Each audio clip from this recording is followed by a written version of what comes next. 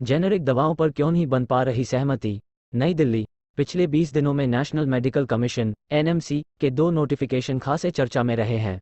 NMC ने 2 अगस्त को registered medical practitioner (RMP) पेशेवर आचरण विनियम 2023 नोटिफाई किया। इसमें डॉक्टरों के लिए अनिवार्य रूप से जेनेरिक दवाएं लिखने, उनके दवा कंपनियों से गिफ्ट स्वीकार करने या किसी दवा का प्रचार करने पर रोक लगा दी गई। कुछ ही दिनों बाद 23 अगस्त को इन नियमों पर रोक लगा दी गई।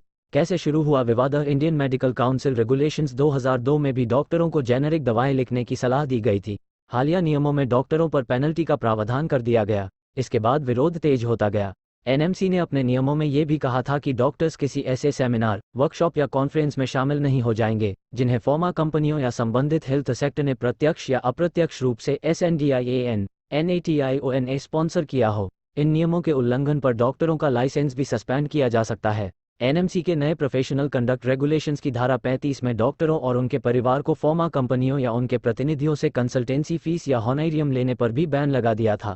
आईमा और इंडियन फार्मास्यूटिकल अलायंस (पा) ने इस पर चिंता MCRT एनएमसी के निर्देशों पर मेडिकल संस्थाओं ने कहा था कि इस फैसले से इलाज की क्वालिटी पर फर्क व्यक्त करते हुए कहा था कि इन दवाओं की गुणवत्ता के बारे में अनिश्चितता होने के कारण यह संभव नहीं है।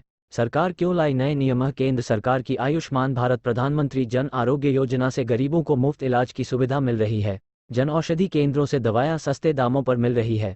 स्वास्थ्य मंत्रालय का कहना है कि मरीज के इलाज का खर्च कम करने की योजनाओं को लागू किया जा रहा है। एनएमसी ने इसी दिशा में जेनेरिक दवाओं को लेकर नए रेगुलेशंस जारी किए क्योंकि जेनेरिक दवाएं ब्रांडेड दवाओं की तुलना में 30 से 80% तक सस्ती होती है। सरकार जन औषधि केंद्र में बढ़ोतरी तो कर रही है, लेकिन इसका ज़्यादा फायदा तभी पड़ेगा। India organisation of chemist and druggist के ऑर्गेनाइजिंग सेक्रेटरी और रिटेल डिस्ट्रीब्यूशन केमिस्ट अलायंस के प्रेसिडेंट संदीप नौंगिया का कहना है कि देश में 2 लाख करोड़ रुपए की फार्मेसी इंडस्ट्री है और अभी जेनेरिक दवाओं का शेयर करीब 10% ही है।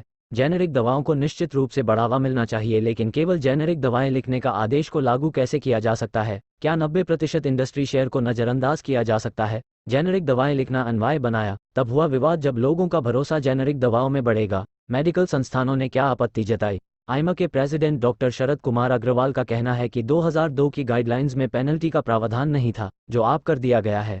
अगर कोई जेनेरिक दवा मिलने में मरीज को परेशानी होती है तो फिर क्या डॉक्टर पर पेनल्टी होगी। जेनेरिक दवाओं की क्वालिटी को सुनिश्चित किया जाना बहुत जरूरी है।